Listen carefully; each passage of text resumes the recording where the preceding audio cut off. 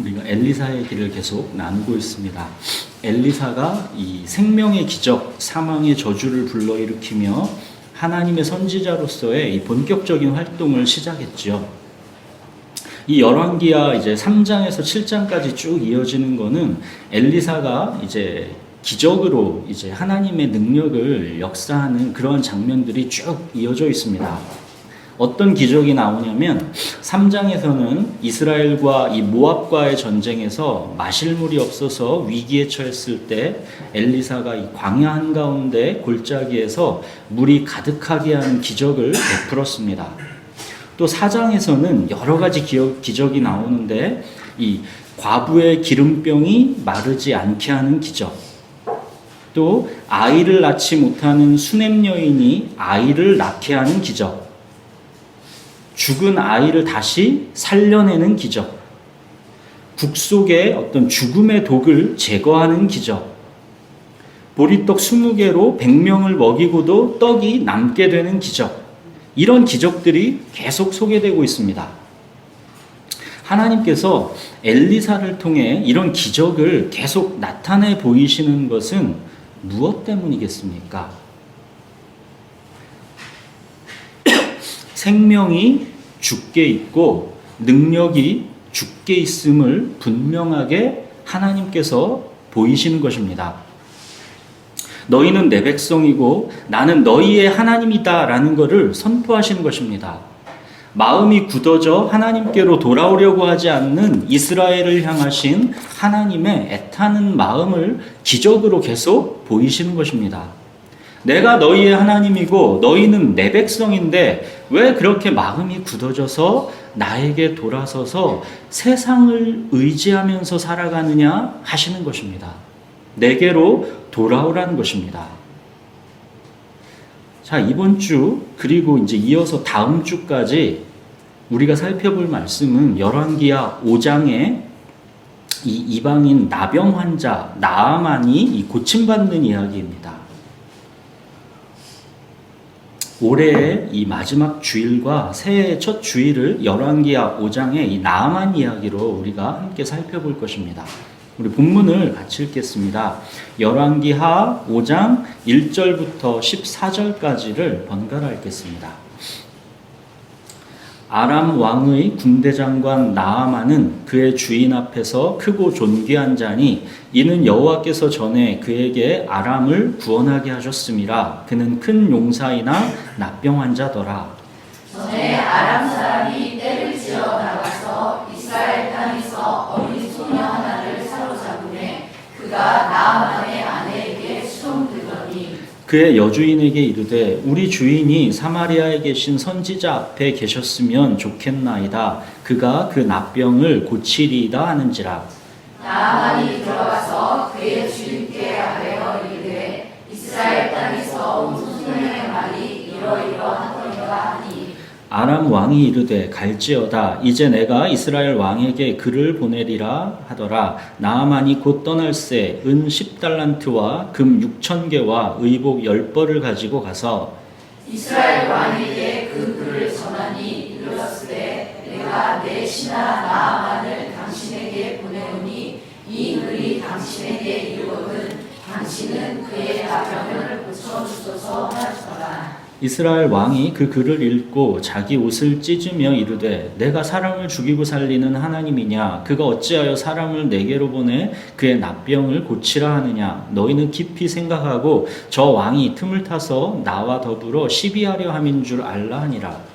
하나님의 사람 엘리사가 이스라엘 왕이 자기의 옷을 찢었다 함을 듣고 왕에게 보내 이르되 왕이 어찌하여 옷을 찢었나이까? 그 사람을 내게로 오게 하소서. 그가 이스라엘 중에 선지자가 있는 줄을 알리이다 하니라.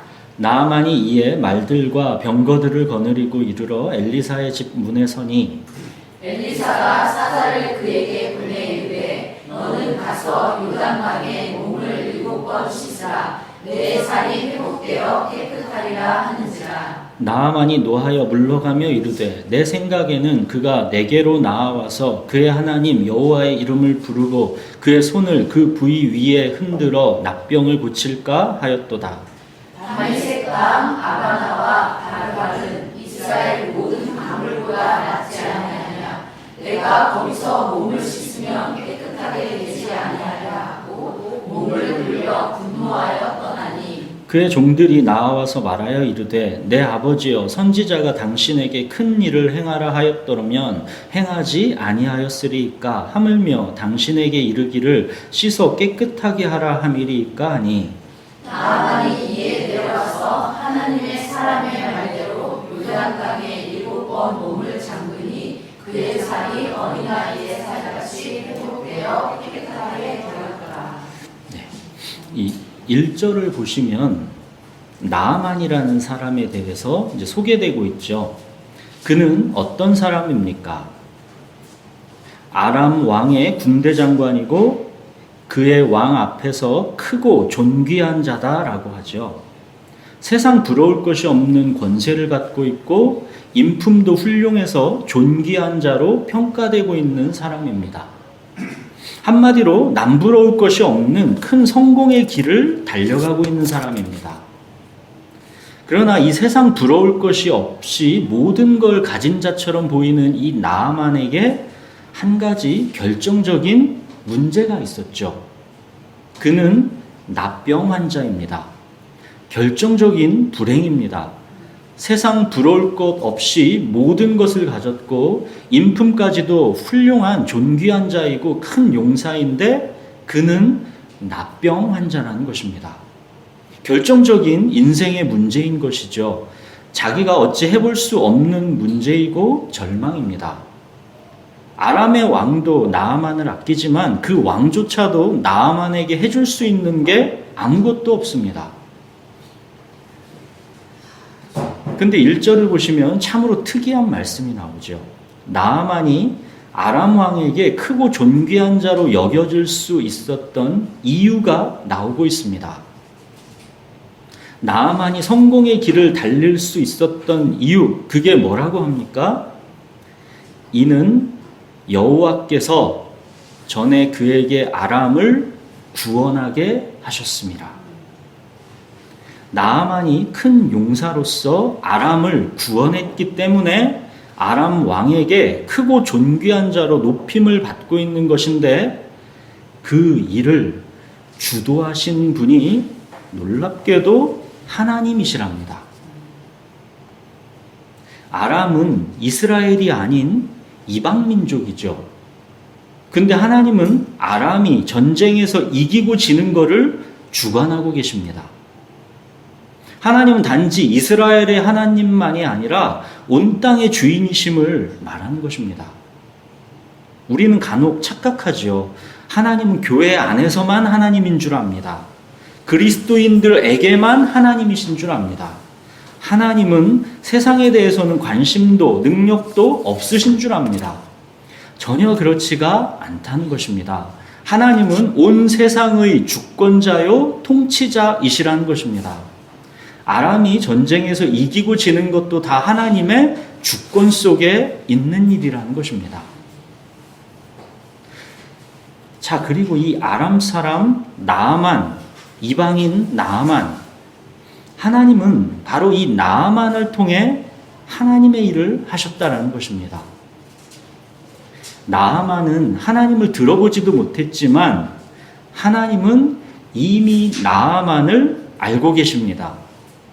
이미 나아만의 인생을 주권적으로 섭리하고 계십니다. 이 포인트를 우리가 놓치시면 안 됩니다. 나아만은 하나님을 몰랐지만 하나님은 이미 나아만을 아십니다. 하나님은 창세전에 이미 우리를 아시고 택하셨고 부르셨습니다. 우리의 생각과 우리의 시간의 범위를 훨씬 뛰어넘어 하나님은 이미 우리를 아셨다라는 것, 이것을 우리가 꼭 기억해야 합니다. 창세전에 택하신 그 나아만을 하나님은 이미 벌써부터 그 인생에 주권적으로 섭리하고 계셨고 그를 하나님의 때에 하나님의 백성으로 불러내시는 것입니다. 자, 이 관점에서 1절에 그는 큰 용사이나 납병 환자더라. 이걸 한번 다시 보십시오. 나아만 그가 큰 용사인데 납병 환자인 것, 이게 과연 우연이겠습니까?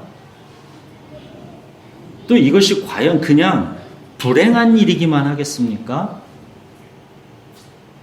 이 납병이라는 절망적인 문제가 나아만에게 없었다면 이방인인 그가 크고 존귀한 자로 또 성공의 길을 가고 있는 그가 하나님께로 나아올 수 있었겠습니까? 하나님께서 창세전에 나아만을 택하셨고 나아만의 인생을 주권적으로 섭리해 오셨고 지금은 바로 이 납병이라는 절망적인 문제를 통해서 택하신 그 나아만을 하나님께로 부르고 있는 것입니다. 사랑하는 여러분, 비록 그것이 세상이 볼 때는 비참하고 불행한 납병이어도 하나님의 부르심을 듣게 하는 통로가 된다면 그거는 복입니다. 많은 사람들은 납병이 어떻게 복일 수 있겠느냐 그렇게 공격할지도 모르지만 그래도 그 납병이 하나님께로 돌아가기만 한다면 그거는 복입니다. 하나님은 그만큼 우리에게 복이십니다. 납병과 같은 불행이 오히려 복이라고 여겨질 만큼 하나님은 그만큼 우리에게 복이십니다. 그리스도인은 바로 이 관점을 놓치면 안 됩니다. 예수님은 그래서 가난한 자가 복이 있다 하시는 것입니다.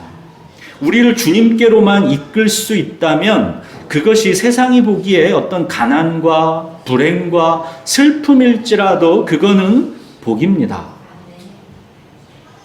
그뿐 아니라 그것이 죄와 죄로 인한 고통이어도 그로 인해 하나님께로만 나올 수 있다면 그것조차도 복입니다.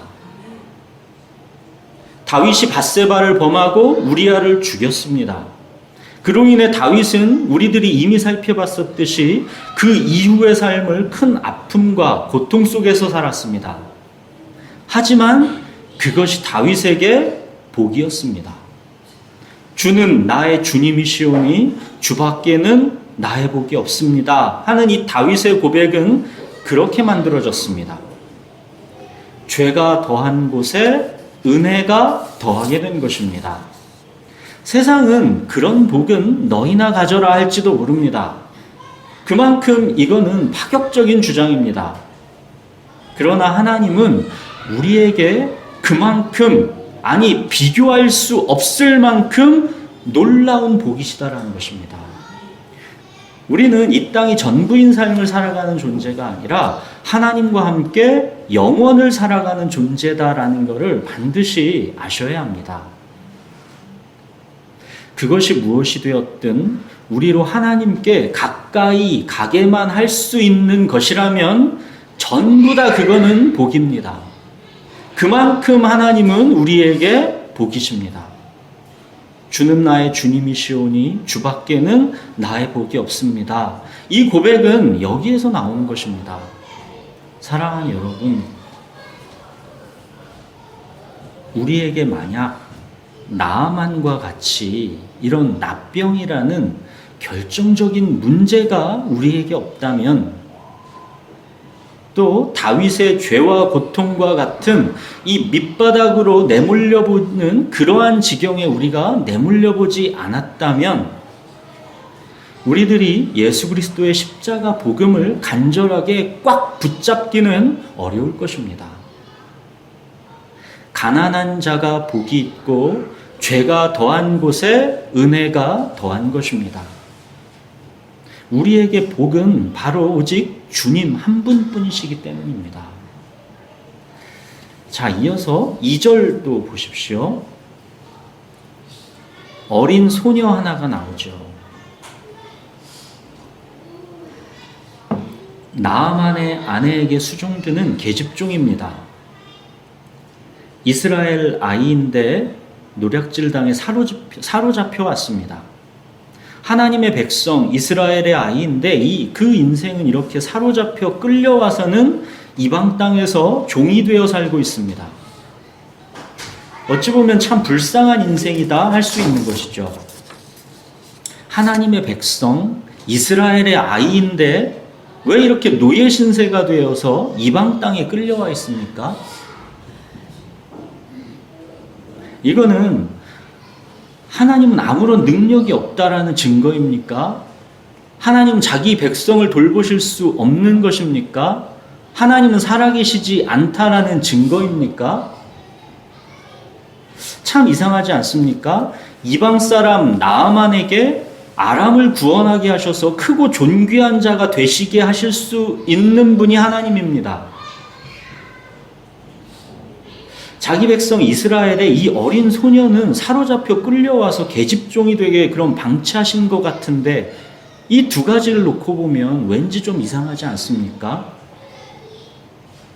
이 두 가지가 함께 있다라는 것은 이스라엘의 그 어린 소녀가 종으로 끌려온 것이 하나님이 능력이 없으시다거나 살아계시지 않다거나 하는 것의 증거가 아니다라는 것을 우리에게 말해준 것입니다. 아람의 그 크고 존귀한 큰 용사 나아만이 이 작고 힘없는 이스라엘의 계집종을 통해 결국 하나님께로 나오게 됩니다. 창세전에 나아만을 택하신 하나님은 나아만을 하나님의 백성으로 불러내셨는데 그 통로가 누구냐? 바로 이 어린 계집종이다라는 것입니다. 3절 보십시오. 그의 여주인에게 이르되 우리 주인이 사마리아에 계신 선지자 앞에 계셨으면 좋겠나이다. 그가 그 납병을 고치리이다 하는지라. 이 계집종은 참으로 담대한 선포를 합니다. 나아만의 절망적인 문제, 누구도 고칠 수 없는 그 문제에 대한 답이 있다라고 말하고 있습니다. 선지자 엘리사가 나아만의 나병을 고칠 것이다 라고 말하고 있습니다.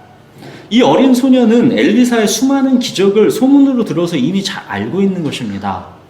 엘리사가 소금을 던져 못쓰게 된 여리고의 물을 고쳤고 모압과의 전쟁에서 광야 한가운데서 물을 내기도 했고 죽은 아이를 다시 살리기까지 했습니다. 이 어린 소녀는 엘리사의 기적을 잘 알고 있기 때문에 나아만의 납병도 이 엘리사가 고칠 수 있다라는 것을 아는 것입니다. 죽은 자를 살려낸 엘리사인데 납병도 당연히 고칠 수 있다라고 이 계집종은 믿고 있는 것입니다. 이 어린 소녀가 세상을 향해서 갖고 있는 이 마음을 보십시오. 참으로 따뜻하고 불쌍히 여기는 마음을 품고 있죠. 나아만의 납병을 나 몰라라 하지 않고 자기 목숨을 걸고 그 고칠 길을 알려주고 있지 않습니까? 이거는 그만큼 이 어린 소녀의 마음에 불쌍히 여기는 마음이 있다라는 것이죠.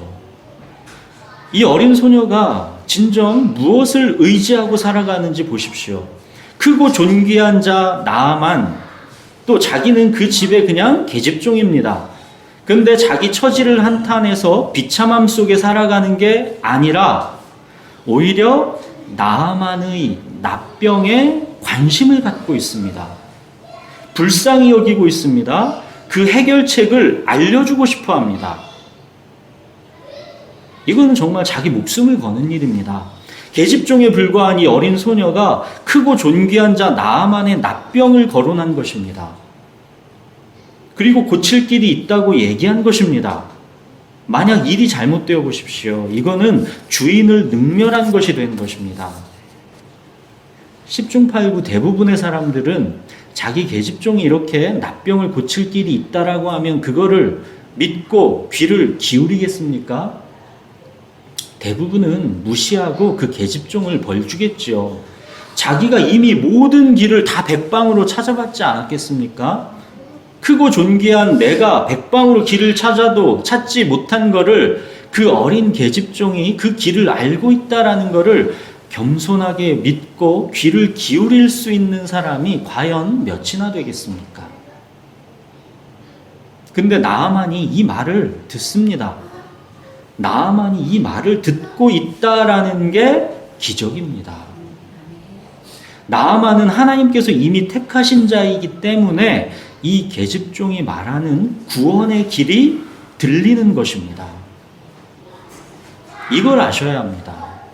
이 계집종의 지혜와 능력에 있지 않지요. 이 계집종은 그저 나병을 고칠 수 있는 길이 있다라고 말할 뿐입니다. 어떤 지혜와 능력으로 설득하고 있는 게 아닙니다. 근데 나아만은 이 계집종의 말을 듣고 있습니다. 실행에 옮기고 있습니다. 자, 이거를 지금 누가 하시는 것입니까? 하나님이 일하신 것입니다. 하나님께서 이미 택하신 나아만은 하나님이 부르는 소리가 들리게 되어 있는 것입니다. 사도행전 13장 48절 이방인들이 듣고 기뻐하여 하나님의 말씀을 찬송하며 영생을 주시기로 작정된 자는 다 믿더라. 영생을 주시기로 작정된 자가 믿는 것입니다. 전하는 자의 지혜와 능력에 있는 게 아닙니다. 하나님께서 이미 택하신 자, 영생을 주시기로 이미 작정된 자는 믿는 것입니다. 그래서 전해야 하는 것입니다. 하나님께서 이미 택하신 자, 영생을 주시기로 작정된 자가 하나님께 나아올 수 있도록 그래서 전해야 하는 것입니다. 이방 땅에 끌려온 이 어린 소녀는 자기 삶의 본분을 아주 충실하게 지금 해내고 있는 것입니다. 하나님께 영광이 되고 있는 삶을 지금 살아가고 있는 것입니다. 내가 높은 자리, 성공하는 자리에 있는 게 중요한 게 아닙니다. 그게 비록 이방 땅에 끌려온 종의 자리여도 바로 그곳에서 하나님의 영광이 되는 삶을 살 수 있는 것입니다. 자, 이렇게 해서 나아만이 큰 재물을 갖고 이스라엘로 병을 고치러 갑니다. 근데 7절 보십시오. 이스라엘 왕이 그 글을 읽고 자기 옷을 찢으며 이르되 내가 사람을 죽이고 살리는 하나님이냐? 그가 어찌하여 사람을 내게로 보내 그의 나병을 고치라 하느냐? 너희는 깊이 생각하고 저 왕이 틈을 타서 나와 더불어 시비하려 함인 줄 알라. 이스라엘 왕이 자기 옷을 찢었습니다. 이어서 8절에 보시면 엘리사가 이스라엘 왕이 자기 옷을 찢은 것을 책망하고 있죠. 이스라엘 왕, 이 사람은 아합의 아들 여호람인데 나아만이 나병을 고치러 온다니까 자기 옷을 찢고 있습니다. 불가능한 일을 핑계로 해서 아람이 이스라엘을 공격하려고 한다고 생각하는 것입니다. 아주 단정하고 있지요. 나병을 세상 누가 고칠 수 있느냐는 것입니다. 똑같은 이스라엘 사람인데 똑같은 하나님의 백성인데 계집종의 믿음과 이스라엘 왕의 믿음이 이렇게 극명하게 차이가 납니다. 이스라엘 왕 여호람은 3장에서 보았지만 이미 모압과의 전쟁에서 하나님께서 엘리사를 통해 광야에서 물을 낸 기적을 직접 본 사람입니다. 그 전쟁에서의 승리도 모압 군사들을 혼란케 하는 기적을 통해 승리하였습니다. 이스라엘 왕은 직접 하나님의 기적을 눈으로 본 사람입니다. 계집종처럼 소문으로만 들은 게 아니라 직접 눈으로 본 사람입니다. 그리고 4장에서 길게 나열했던 이 엘리사의 모든 기적들, 이걸 다 들어서 이미 알고 있는 사람입니다. 그런데도 그에게는 겨자씨만한 믿음이 없습니다. 이방 땅으로 끌려간 어린 소녀의 믿음과는 너무도 차이가 나고 있는 것이죠. 우리 인생에서 하나님께 정말 중요한 것은 내가 왕이냐 아니면 이방 땅에 끌려간 종이냐 이런 게 아닙니다. 그게 마치 내 인생의 전부를 말해주는 것 같지만 내가 이 땅에서 왕으로 사는지 종으로 사는지 그런 거는 그렇게 중요한 문제가 아닙니다. 하나님께 정말 중요한 거는 나에게 믿음이 있느냐 하는 것입니다. 하나님께서 내 안에서 그 믿음을 보겠느냐 하는 것입니다. 자, 나아만이 드디어 하나님의 선지자 엘리사의 집 문 앞에 와서 이제 섰습니다. 10절 보십시오. 엘리사가 사자를 그에게 보내 이르되 너는 가서 요단강에 몸을 7번 씻으라. 내 살이 회복되어 깨끗하리라 하는지라. 엘리사가 자기가 직접 나오지도 않지요. 그냥 메시지만 전합니다. 요단강에 몸을 7번 씻으라. 내 살이 회복되어 깨끗하리라. 이게 납병을 치유하는 길이랍니다. 쉬워도 너무 쉽죠. 여러분이 나아만이라면 이 복음 앞에 어떻게 반응하시겠습니까? 감사와 기쁨으로 이 복음을 즉시 받아들이시겠습니까? 나아만은 분노했지요. 11절 12절 보십시오. 나아만이 노하여 물러가며 이르되 내 생각에는 그가 내게로 와 서서 그의 하나님 여호와의 이름을 부르고 그의 손을 그 부위 위에 흔들어 납병을 고칠까 하였도다. 다메섹강 아바나와 바르발은 이스라엘 모든 강물보다 낫지 아니하냐. 내가 거기서 몸을 씻으면 깨끗하게 되지 아니하랴 하고 몸을 돌려 분노하여 떠나니. 지금 엘리사와 나아만 사이에 납병의 치유를 두고 일종의 지금 전쟁이 펼쳐지고 있는 것입니다. 요단강에 가서 7번 씻으면 그만인데 왜 이 쉬운 길을 놔두고 나아만이 분노하고 있습니까?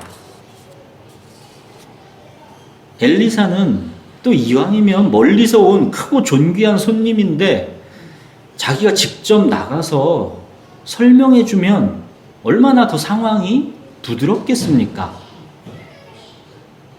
지금 이 복음을 앞에 두고 나아만의 내면에서 전쟁이 벌어지고 있는 것입니다. 납병이 치유되는 길은 너무 쉽습니다. 너무 쉽습니다. 불뱀에 물렸을 때 노뱀을 쳐다보면 살듯이 너무 쉽습니다. 요단강 가서 그냥 7번 씻으면 그걸로 끝입니다. 근데 이 쉬운 길 앞에 엄청나게 어려운 관문이 있습니다. 나를 무릎 꿇는 것입니다. 자기 주장, 자기 정당성을 다 무릎 꿇고 그 복음 앞에 굴복하는 것입니다. 나는 전적으로 무능하다라는 인정, 나는 아무것도 할 수 없다라는 절대 포기, 그게 있어야 하는 것입니다. 자기 자존심을 내려놓지 않으면 엘리사의 이 권고를 따를 수가 없는 것이죠. 나아만은 바로 이 전쟁을 지금 내면에서 치르고 있는 것입니다. 병이 낫기 위해서는 자기 나름대로 생각하고 기대했던 방법이 있었다라는 것입니다.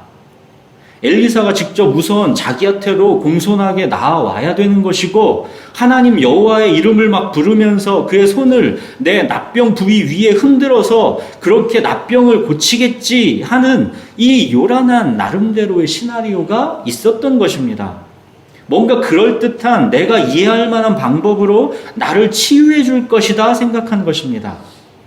근데 엘리사는 나와보지도 않고 그냥 요단강에 가서 7번 씻으라, 그게 끝이다 라니까 자존심이 크게 상한 것입니다.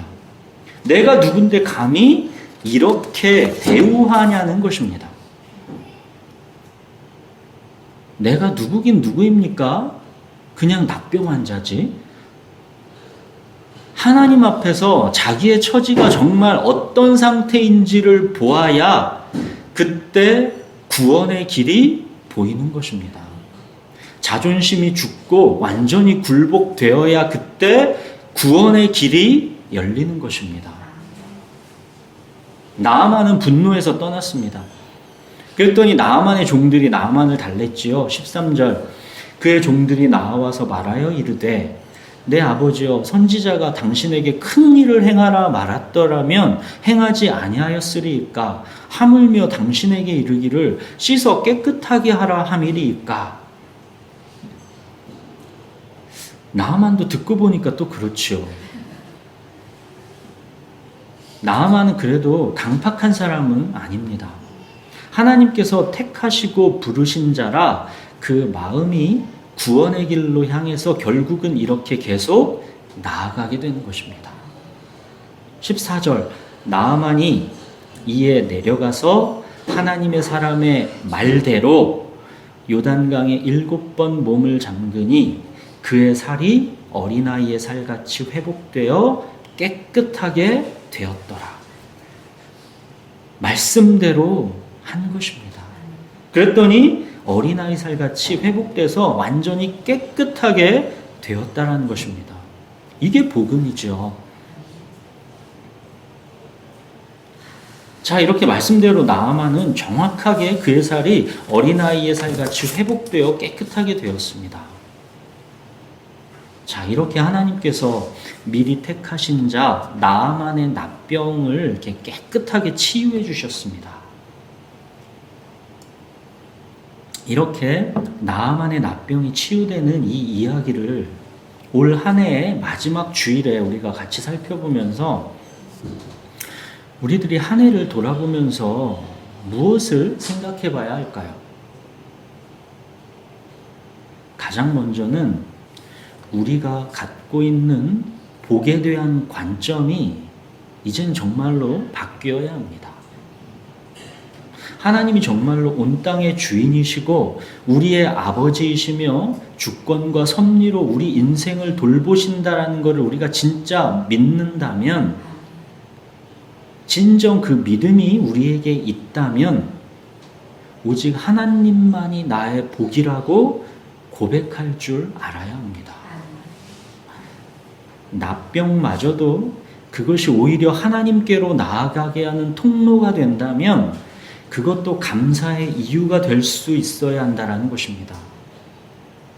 납병 자체는 절대 복이 아니죠. 납병은 복이 아닙니다. 복이면 왜 하나님께서 치유해 주셨겠습니까? 납병 자체는 절대 복이 아닙니다. 그러나 납병도 감사의 이유가 될 만큼 하나님은 그만큼 나에게 복이라는 것입니다. 그 복을 맛보고 누려야 합니다. 그게 신앙입니다. 또 내가 계집종과 같이 그런 처지 속에 놓여 있을 수도 있지만 그것이 하나님의 능력이 없으시거나 내 삶을 돌보시지 않거나 나를 사랑하시지 않아서가 아니라 하나님의 주권과 섭리 속에 이 모든 것이 있음을 믿고 내가 처한 그 삶의 자리에서 하나님의 영광을 바라보며 하나님의 뜻에 내가 쓰여지기를 소망할 줄 알아야 합니다. 계집종의 신분이어도 오히려 크고 존귀한 자 나아만을 불쌍히 여기고 있는 마음을 가졌고 그 나아만에게 살 길을 가르쳐줬던 이 어린 소녀의 삶의 태도에서 우리는 무엇이 진짜 강한 것이고 무엇이 진짜 부유한 것인지 그걸 볼 줄 알아야 합니다. 이스라엘의 왕 여호람은 왕의 신분이었지만 믿음이 없는 사람이었죠. 하나님을 기쁘시게도 전혀 할 수 없었고 하나님께는 당연히 쓰임받지 못했습니다. 이스라엘의 왕인데도 그랬습니다. 그러나 그 어린 소녀는 비록 끌려가서 계집종의 신분으로 불행하게 그러한 운명 속에 살고 있었지만 믿음이 있는 사람입니다. 하나님을 그 믿음으로 기쁘게 하는 사람이고 하나님의 계획에 아주 중요한 쓰임을 받고 있습니다. 이 사로잡혀온 계집종, 이 어린 소녀 한번 생각해 보십시오. 그냥 자기 고향 이스라엘에서 평범한 일상을 잘 살다가 노략질 당해서 갑자기 잡혀서 끌려온 것입니다. 그래서 갑자기 이방 땅에서 종이 된 것입니다. 어찌 보면 참으로 불행한 운명이지요. 자기 신세를 한탄하며 하나님을 원망하고 인생을 자포자기할 수도 있는 그런 처지입니다. 그러나 이 어린 소녀는 자기가 그렇게 불행하게 사로잡혀 이렇게 이방 땅으로 끌려와 종이 되어 살아가고 있는데도 자기 고향 이스라엘의 하나님을 잊지 않고 있습니다. 자기는 비록 나아만 집안의 종으로 살고 있지만 나아만의 납병을 오히려 불쌍하게 여기고 있습니다. 그 납병을 고칠 수 있는 길이 자기 고향 이스라엘에는 있다라는 것을 알고 있고 믿고 있습니다. 나아만은 크고 존귀한 자인데 그에 비하면 나는 사로잡혀온 계집종에 불과한데 그런 내 처지에 무슨 나아만에게 도움을 줄 수 있겠는가, 이런 마음으로 살아가는 게 아니라 나아만이 아무리 크고 존귀한 자이어도 그는 납병 환자이고 어느 누구도 그 납병을 고칠 수 없기에 그는 불쌍한 사람이고 그의 납병을 고칠 수 있는 길은 오직 자기 고향 이스라엘의 하나님의 선지자 엘리사 뿐이다라는 것을 이 어린 소녀는 알고 믿고 있습니다. 그래서 이 어린 소녀는 담대하게 나아만의 납병을 고칠 수 있는 길을 알려주는 것입니다. 이게 믿음 없이 가능한 일이겠습니까? 이 어린 소녀는 정말로 오직 하나님의 선지자 엘리사만이 이 납병을 고칠 수 있다라는 것을 진짜로 믿고 있는 것이죠. 사랑하는 여러분, 이것이 이 세상을 살아가는 우리 그리스도인의 믿음의 삶이어야 하는 것입니다. 이 세상에서 외국인과 나그네처럼 살아가면서 비록 이 세상의 부유함에 비하면 이방 땅의 계집종과 같은 그런 평범하고 가난하고 낮은 위치의 삶을 비록 살아갈지도 모르지만 이 세상의 납병을 고칠 수 있는 길은 오직 예수 그리스도의 십자가 보혈, 오직 이 한 길뿐이다라는 것을 분명하게 붙잡고 믿고 살아가는 사람, 그래서 담대하게 그 복음을 자랑할 수 있는 사람, 그가 그리스도인입니다. 이 세상의 부유함을 부러워하고 질투해서 자기 스스로를 불쌍히 여기는 자기 연민에 빠지는 것이 아니라 이 세상은 모르고 있는 예수 그리스도, 그 복음의 비밀을 자기는 알기 때문에 이 세상이 불쌍하고 그런 불쌍한 세상에 예수 그리스도를 전해주고 싶은 마음, 이 마음으로 살아가는 것이 그리스도인입니다. 이 어린 소녀가 사로잡혀 끌려와서 이곳 이방 땅에서 나아만 집의 계집종이 되고 살아가는 것은 하나님이 지켜주시고 보호해 주실 능력이 없어서입니까? 아닙니다. 하나님은 살아계시지 않은 것입니까? 자기 백성이 이렇게 종살이하는 것을 막아내지 못하는 힘없는 무책임한 분입니까? 아니죠. 이방인인 나아만도 크고 존귀한 자로 세우시는 분이 하나님이십니다.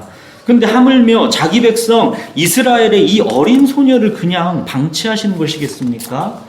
하나님의 주권과 섭리 가운데 이 어린 소녀의 삶이 있다라는 것입니다. 이 어린 소녀, 이 계집종은 근심하는 자입니까? 가난한 자입니까? 아무것도 없는 자입니까? 겉으로 보기에는 그렇게 보이죠. 그 운명이 참 불쌍해 보이죠. 그러나 이 소녀는 근심하는 자 같으나 항상 기뻐하고 가난한 자 같으나 많은 사람을 부요하게 하고 아무것도 없는 자 같으나 모든 것을 가진 자입니다. 이것이 바로 그리스도인입니다. 이 어린 소녀가 지금 이방 땅으로 끌려와서 계집종이 되어 살아가는 것은 하나님께서 자기 백성에게 무관심하거나 하나님은 살아계시지 않아서가 아닙니다. 이 계집종이 없었다면 나아만의 납병이 고쳐질 수 있는 길이 열렸겠습니까? 나아만은 큰 용사이고 크고 존귀한 자여도 자기 스스로 나병을 고칠 수 없었고 다른 누구도 그 나병을 고쳐줄 수 없는 결정적인 절망을 갖고 살아가는 사람입니다. 그런 그에게 이 계집종이 나병을 고침받을 수 있는 길이 있다라는 것을 알려준 것입니다. 하나님께서 미리 택하신 자 나아만, 하나님의 백성인 이 계집종, 자, 이 둘이 만난 것입니다. 이 만남이 과연 그냥 우연이겠습니까? 하나님의 바로 이 어린 소녀, 하나님의 백성, 이 계집종을 통해서 하나님께서 미리 택하신 자 나아만을 하나님의 백성으로 불러내시는 것입니다. 이 어린 소녀는 지금 하나님의 창세전 계획, 하나님의 소중한 뜻이 이루어지도록 그 통로가 되고 있는 것입니다. 하나님의 뜻이 이루어지는 거에 쓰임받는 것, 이거를 영광이라는 단어로 표현하는 것입니다. 이 어린 소녀의 삶이 하나님께 영광이 되고 있는 것입니다. 사랑하는 여러분, 오늘은 2020년의 마지막 주일입니다. 우리들이 한 해의 삶은 어떠했는지 한번 돌아보면 어떨까요? 우리들의 한 해의 삶이 이 어린 소녀와 같이 하나님께 영광이 되는 그러한 삶이었습니까? 하나님께 영광이 되는 삶은 내가 높아져야 하는 것도 아니고, 내가 성공해야 하는 것도 아니고, 내가 행복해져야 하는 것도 아닙니다. 내 삶의 어느 순간, 어느 자리에서든지 하나님의 살아계심을 믿고 당당히 예수 그리스도의 십자가 복음을 자랑하고 살아가는 것, 이것이 하나님께 영광이 되는 삶입니다. 바울의 고백을 들어보십시오. 내게는 우리 주 예수 그리스도의 십자가 외에 결코 자랑할 것이 없으니 그리스도로 말미암아 세상이 나를 대하여 십자가에 못 박히고 내가 또한 세상을 대하여 그러하니라. 이곳 아람이라는 이방 땅에서 종으로 끌려와 살면서도 이 어린 소녀는 자기 운명을 불행해하지 않았습니다. 하나님의 살아계심에 대한 믿음을 잃지 않았습니다. 오히려 하나님께 자기 있는 삶의 자리에서 영광을 돌리고 있습니다. 사랑하는 여러분, 우리 각자의 삶의 자리에서 이 어린 소녀와 같이 하나님의 살아계심에 대한 믿음을 잃지 않고 예수 그리스도의 십자가 복음을 자랑하며 살아가는 것, 이것이 하나님의 뜻을 이룹니다. 이것이 하나님께서 영광 받으시는 삶이 되는 것입니다. 내가 이스라엘의 왕처럼 크고 높은 위치에 있든지 아니면 이방 땅에 끌려온 종과 같은 처지에 있든지 우리 그리스도인에게는 그게 그닥 중요하지 않습니다. 하나님의 주권과 섭리를 믿기 때문에 하나님께서 우리를 삶의 어느 자리에 두시든지 우리는 그 삶을 기쁨과 감사함으로 받아들이는 것입니다. 그리고 바로 우리의 삶의 자리에서 하나님의 살아계심을 믿고 하나님과 항상 함께하며 하나님께서 주신 이 선물인 복음을 누리고 그 복음을 자랑하는 것, 이것이 하나님께서 기뻐하시고 영광 받으시는 삶입니다. 저와 여러분 모두가 다가오는 새해에는 이렇게 하나님께 영광이 되는 삶, 하나님께 쓰임받는 삶, 하나님만을 갈망하는 삶을 살아갑시다. 우리 기도하겠습니다.